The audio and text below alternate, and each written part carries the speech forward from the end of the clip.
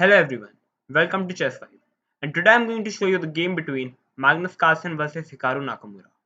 This game was played yesterday on 15th August 2020, and as I told you in my previous video that the first set was won by Hikaru Nakamura, so this is the game of set number 2 which was won by Magnus Carlsen, and this is round number 3. I'm going to show you the video, and the first round was won by Hikaru Nakamura. So it was very important for Magnus Carlsen to win this game so that the game will go in blitz section and Magnus would have some chances in blitz section to win the set number 2. And after this game, which was won by Magnus Carlsen, it, it gone to blitz section and then Magnus Carlsen won it. So the set 2 was won by Magnus Carlsen. So yeah, let's start the round number 3.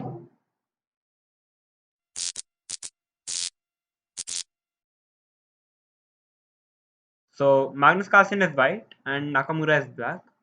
So Carlsen started with 1c4, the English opening, e5, g3, knight to f6, bishop to g2, d5, c into d4, knight into d4, knight to f3, preparing for short castle, knight to c6, castle, knight to b6, b3, bishop to e6, queen to c2, queen to d7, rook to d1, long castle.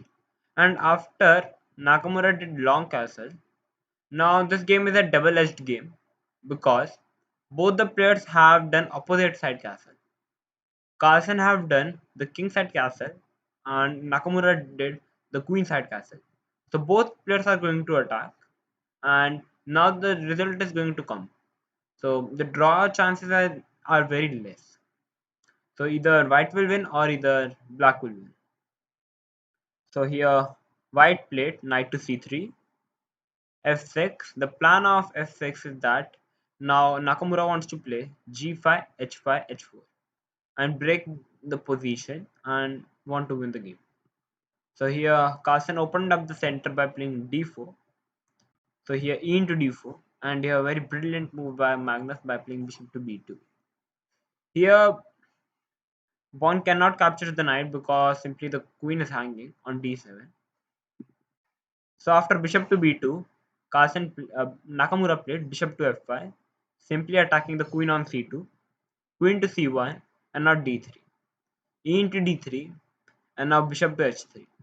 Many of you thinking, why didn't Nakamura just take the pawn on d3? Guys, it's very bad because you can see the bishop is pinned, and after knight e1, it's very bad for black. The black bishop is going to be dead soon.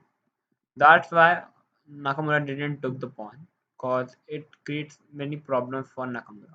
So he played bishop to h3, asking for a trade of bishop. So Carlsen denies it by playing bishop to h1, bishop to g4, pinning up the knight on f3, d4. So the plan of Carlsen is to simply push d5, bishop to b4, d5, bishop into c3, queen into c3, knight into d5, queen to c4, and now bishop to e6. The idea of bishop to e6 is simple, so that Nakamura can move the knight in future and put some discoveries on the queen on c4. So here Carlsen played knight to d4, attacking the bishop on e6 as well as the knight on c6. So here Nakamura played bishop f7. Guy, this was not a good move. The much better and the best move could be simply taking the knight on d4. After knight into d4, rook into d4, it looks like white is pressing. The rook is very strong as the rook is just taking the d file and the queen is also very strong taking the c file, and soon the rook is also going to join on c file. But after black plays c6, it's all fine. As Nakamura can play rook a to rook h8 and it's fine for black. Nothing is happening. After you can say rook a d1, king b8, and black is doing perfect in this position. Nothing is happening. So Nakamura should have gone for this, but he keep the discovery on the queen by playing bishop to f7, knight into c6, queen into c6, and now queen to g4 check. So by giving check, Carlsen is preparing to take the pawn on g7, queen e6, queen into g7, rook to g8, queen h6, queen f5, bishop to g2, king b8, rook d4. So by playing rook d4, there are two ideas. So that white can play, Carlsen can play the rook on h4, or he can play rook to a4, creating some pressure on a7. So there are two ideas. So rook d4 was very good move, and soon the rook a can come to d1 and create some pressure on d5 knight. So here Nakamura played rook to e8, queen to d2. Carlsen played queen to d2 because her rook e2 was a very big threat. The bishop is also hanging, and the queen can also take the f2 pawn and simply checkmate the king. So that's why after rook e8, Carlsen gone for queen to d2, c6, protecting the knight on d5, b4, preparing to play b5 in the future so that the d5 knight will become weak. So here Nakamura gone for queen h5, rook e1, asking for a rook trade, rook into e1, queen into e1, and now rook to e8, attacking the queen on e1. So here rook to e4, rook into e4, bishop into e4, and now bishop to g6, asking for a bishop trade. Here Carlsen denied it by playing bishop to g2, queen to f5, a3, queen to d3, queen h4, king c7, king h2. Guys, now you can see how Magnus Carlsen is slowly and steadily improving his position. He put his king to h2 so that no checks would be able to come, and it's very good for him. So after queen b1, queen d2, bishop to e4, bishop into f6, bishop into g2, king into g2, king b6, bishop to d4 check, king b5.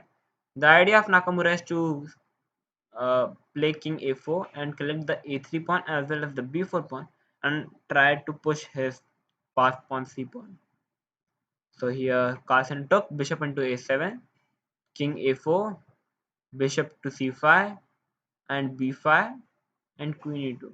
Guys, queen e2 was not a much better move for Carlsen. The best move for white is to simply play g5. Very better move. The idea is very simple. Carlsen wants to push his pawn and just simply make a queen. So, but Carlsen gone for queen e2. He planned some different ideas in his mind. Here, Nakamura took king into a3, queen to e6. Now, Nakamura cannot defend the c6 pawn. So here, queen to d3, queen into c6, king to b3, queen to e6, pinning up the knight, queen c4, queen f5, knight into b4, bishop into b4, king into b4, and finally Nakamura got his pass pawn. So here Carlsen took queen into h7, and now there is a race between these three pawns versus this one Hikaru Nakamura's b pawn. It's completely winning for white for Carlsen, but few more moves continued. Queen d5, king h2, king a3, preparing to push the passed pawn.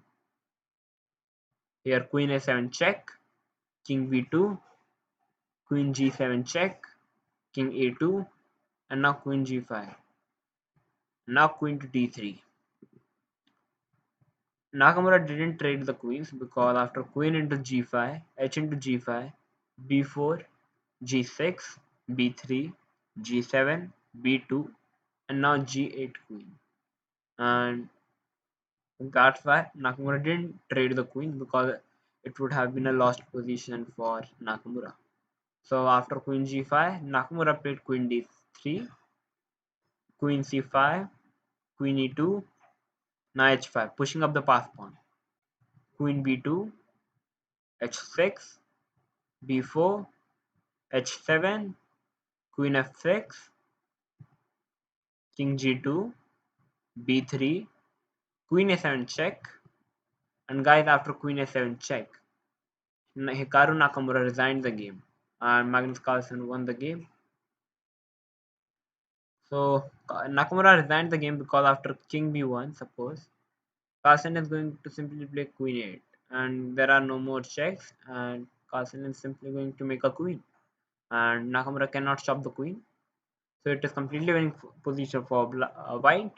So after queen a7, Nakamura resigned the game. So guys, this was the game between Magnus Carlsen versus Hikaru Nakamura, set to round 3. So guys, if you like this video, then please like it, share it, subscribe it, and thank you for watching. You just walk right out the door. Don't wanna do this anymore. Now I'm lost without you.